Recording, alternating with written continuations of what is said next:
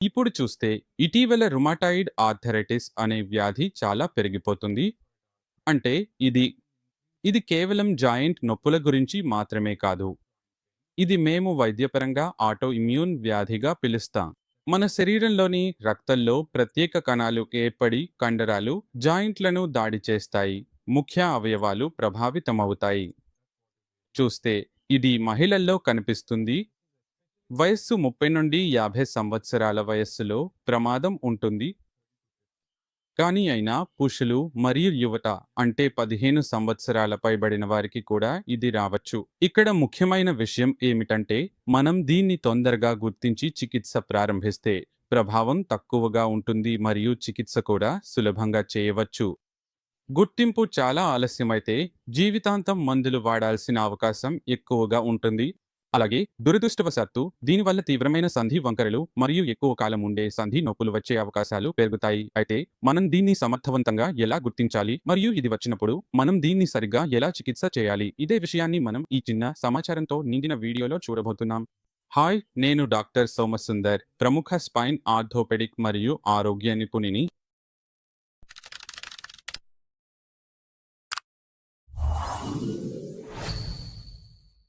ముందుగా ఇది అసలు ఏమిటో చూద్దాం. దీనిని మనం రుమాటాయిడ్ ఆర్థరైటిస్ అని పిలుస్తాం. ఇక్కడ మన రోగ నిరోధక వ్యవస్థ అంటే శరీర రక్షణ వ్యవస్థ అధికంగా స్పందించి మన శరీర భాగాలపై, ముఖ్యంగా సంధిలో ఉండే సైనోవియంపై దాడి చేయడం ప్రారంభిస్తుంది. ఈ దాడి వలన సంధిలో వాపు మరియు నష్టం కలుగుతుంది. దీనివల్ల మీకు మరింత సంధి నొప్పి అనుభూతి అవుతుంది. ఇది ఒక పురోగమించే వ్యాధి. కాబట్టి ఈ వంకరలు అంటే సంధి నిర్మాణం కూడా వ్యాధి పెరిగే కొద్దీ మారిపోవచ్చు. ఒక ఆసక్తికరమైన విషయం ఏమిటంటే మనం దీన్ని తరచూ ఆస్టియోఆర్థరైటిస్తో పోల్చుతుంటాం, కానీ వాస్తవానికి వీటి మధ్య చాలా తేడాలు ఉన్నాయి. నేను వివరంగా చెబుతాను. ఇటీవల ఇది ఎందుకు ఇంతగా పెరిగిపోతుందో చూస్తే ప్రధాన కారణాలు స్పష్టంగా ఉబకాయం మరియు కూర్చునే జీవనశైలి. ఎందుకంటే మన శారీరక చురుకుదనం తక్కువగా ఉండటం వల్ల శరీరంలో దీర్ఘకాలిక వాపు ఏర్పడుతుంది. ఇది దీనికి ప్రధాన కారణం. ఇది ప్రతిదీ మరింతగా క్షీణించడానికి ప్రధాన కారణం. రెండవ ముఖ్యమైన జీవనశైలి అంశం సందేహం లేకుండా పొగ తాగడం. ప్రస్తుత పరిశోధన ఏమంటుందంటే పొగ తాగేవారిలో రుమాటాయిడ్ ఆర్థరైటిస్కు అవకాశం 140% ఉంటుందని చెబుతున్నారు. అదే వారు చెబుతున్నారు. తర్వాతి ముఖ్యమైన అంశం పర్యావరణ అంశం. అంటే ఇటీవల కాలంలో కాలుష్యం చాలా పెరిగిపోయింది. మనందరం చాలా ఆటోఇమ్యూన్ ప్రతిస్పందన చాలా ఎక్కువగా ఉంది. అది ప్రేరేపించబడుతోంది. తర్వాత ఈ కాలంలో అందరూ అనుభవిస్తున్న సాధారణ అంశం దీర్ఘకాలం పాటు ఉండే ఒత్తిడి. దీర్ఘకాలిక ఒత్తిడి వల్ల మన ఇమ్యూన్ సిస్టమ్ ప్రభావితమై హైపర్యాక్టివ్గా మారుతుంది. దీనివల్ల ఇది ఆటో ఇమ్యూన్ వ్యాధిగా మారింది. మరి ఈ లక్షణాలు ఏమిటో చూద్దాం. మొదటిగా మిమ్మల్ని మీరు గమనించే లక్షణం జాయింట్ నొప్పులు, ముఖ్యంగా మోకాళ్ళు, మోచేయి, వేళ్ల వంటి జాయింట్లలో. ఈ రకమైన జాయింట్లలో ఎక్కువ నొప్పి, ముఖ్యంగా గట్టితనం ఉంటుంది. అలాగే సరైనగా కదలడం లేదని అనిపిస్తుంది.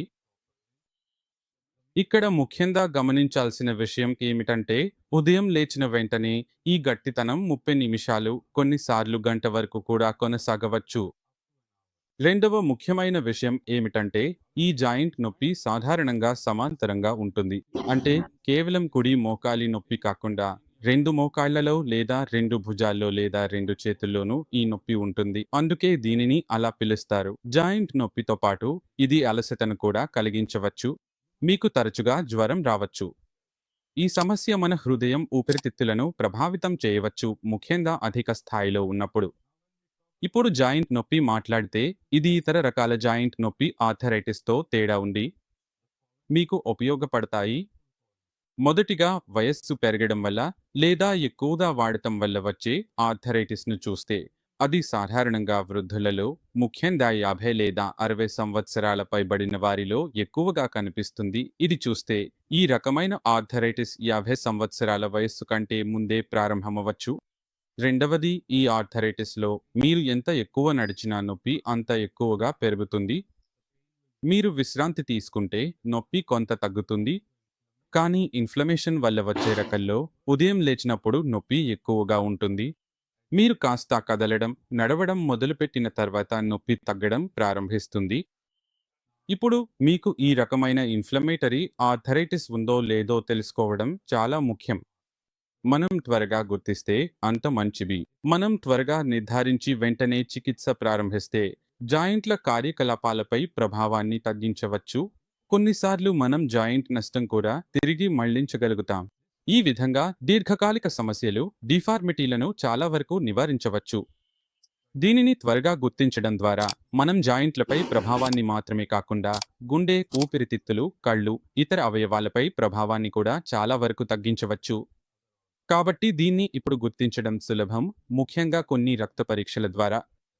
ఉదాహరణకు, ఒక రక్త పరీక్షను ఆర్ఎఫ్ అంటారు, మరొక దాన్ని ఆంటీసీస్పీ అంటారు. కానీ ముఖ్యంగా గుర్తుంచుకోవాల్సింది ఏమిటంటే, చాలా మందిలో ఈ రక్త పరీక్షలు నెగెటివ్‌గా వచ్చినా కూడా వారికి సమస్య ఉండే అవకాశం ఉంది. ఈ ప్రత్యేకమైన వ్యక్తుల సమూహాన్ని మనం సీరోనెగటివ్ అని పిలుస్తాం. ఇది సుమారు ఒక 100 మందిలో 15 మందికి ఇలా ఉండే అవకాశం ఉంది.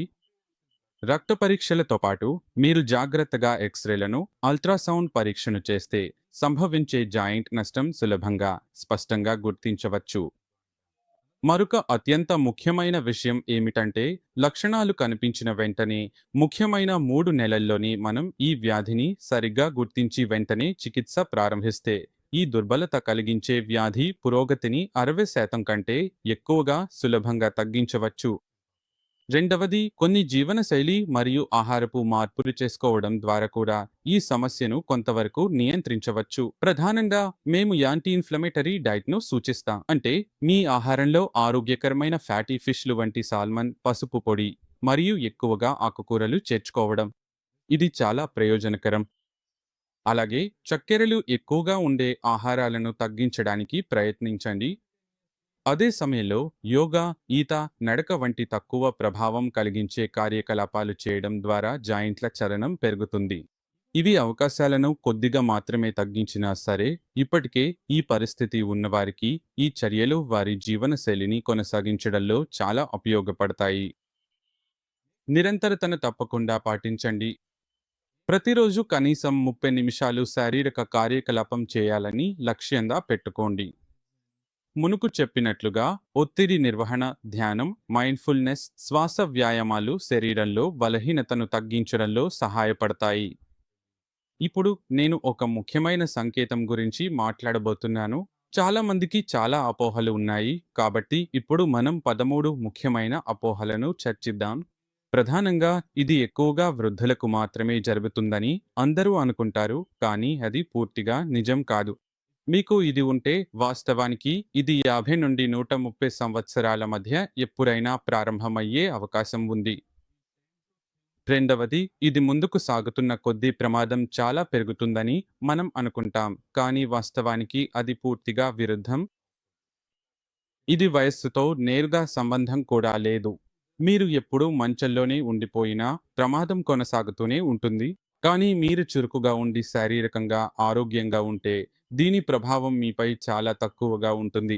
మూడవది, మనం ప్రతిరోజు తీసుకునే ఆహారంతోనే దీన్ని పూర్తిగా నియంత్రించగలమా అని సహజంగా ఆశ్చర్యపడతారు.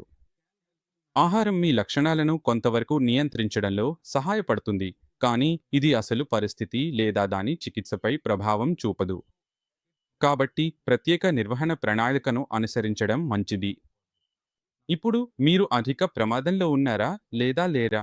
అదే విషయాన్ని ఈ 3 ముఖ్యమైన అంశాలతో నేను పూర్తిగా వివరించబోతున్నాను. ఎందుకంటే మొదటిగా మనం జన్యుపరమైన అంశాలను పరిశీలిద్దాం. ప్రధానంగా ఇది తరచుగా ఆటోఇమ్యూన్ వ్యాధి, కాబట్టి మీ తల్లిదండ్రులు లేదా మీ తాతమామలు ఈ పరిస్థితిని ఎక్కువగా ఎదుర్కొంటే మీకు కూడా ఇది వచ్చే అవకాశం ఎక్కువగా ఉంటుంది. రెండవది, మహిళలు హార్మోన్ల అసమతుల్యతలు మరియు ఇక్కడ ఉన్న వివిధ అంశాల ప్రభావం వల్ల పురుషులతో పోలిస్తే కొంత ఎక్కువ ప్రమాదంలో ఉంటారు. మూడవది, చాలా ముఖ్యమైన అంశం జీవనశైలి. మీరు ప్రస్తుతం అధిక బరువుతో ఉంటే, మీ శారీరక కార్యకలాపాలు గణనీయంగా తగ్గిపోయి ఉంటే, లేదా మీరు చిన్న వయసులోనే పొగ త్రాగడం ప్రారంభించి ఉంటే, మీకు ఈ ప్రమాదం నిజంగా కొంత ఎక్కువగా ఉంటుంది.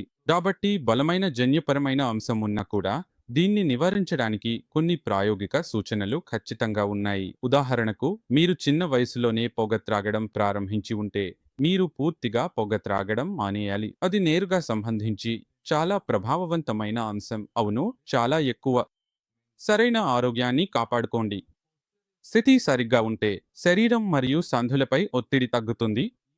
ఈ వ్యాధి వచ్చిన ప్రభావం తక్కువగా ఉంటుంది. మూడవది, నేను ముందే చెప్పినట్లుగా చురుకుగా ఉండండి. మీరు మీ సంధులకు మంచి వ్యాయామం ఇస్తున్నందున సంధులకు రక్త ప్రసరణ పెరుగుతుంది మరియు అవి ఆరోగ్యంగా, బలంగా ఉంటాయి. కొన్ని ఆహారాలు, ముఖ్యంగా యాంటీఆక్సిడెంట్లు అధికంగా ఉండే ఆహారాలు, నేను ముందే చెప్పినట్లుగా కూరగాయలు వంటివి మీ ఆహారంలో పెంచాలి. కాబట్టి మీకు ఈ రకమైన సమస్యలు వచ్చే అవకాశం ఉంటే తప్పకుండా ఇవి పాటించండి. మీరు 35-50 సంవత్సరాలు దాటితే మహిళలు క్రమం తప్పకుండా ఆరోగ్య పరీక్షలు చేయించుకోవాలి. మీకు అనేక సందుల్లో నొప్పులు ఉంటే, మీ శరీరం చాలా కాలంగా నొప్పిగా ఉంటే, లేదా తరచూ జ్వరం వస్తుంటే, ఈ పరీక్ష చేయించుకుని నిర్ధారించుకోవడం మంచిది. మీరు దీన్ని తొందరగా గుర్తిస్తే నిర్వహించడం సులభం. ఎలాంటి లక్షణాలు మీకు చాలా కాలంగా సంధి నొప్పులు వస్తున్నాయా? ప్రతి ఉదయం లేవగానే మీకు ఎక్కువ నొప్పిగా అనిపిస్తుందా? ఈ నొప్పి ఎక్కడ ఎక్కువగా ఉంది? అలా ఉంటే వెంటనే మీ డాక్టర్‌ను సంప్రదించండి. మీ కుటుంబంలో ఈ రకమైన సమస్య లేకపోయినా మీ స్నేహితుల్లో ఎవరికైనా ఉంటే ఈ సమాచారాన్ని వారితో పంచుకోండి. ముందుకు సాగండి. ఇది భయంగా అనిపించినా తొందరగా గుర్తించి జీవనశైలిలో మార్పులు చేసుకోవడం ద్వారా దీన్ని సులభంగా నిర్వహించవచ్చు.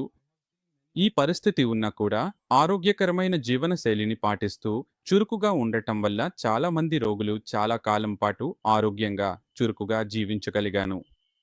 కాబట్టి సంధులను కాపాడుకోవడానికి ఆరోగ్యకరమైన జీవనశైలిని ఎంచుకోండి.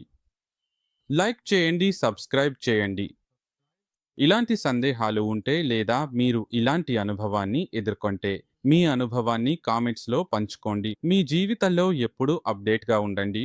మీ సంధులు మీ చేతుల్లోనే ఉన్నాయి. ధన్యవాదాలు.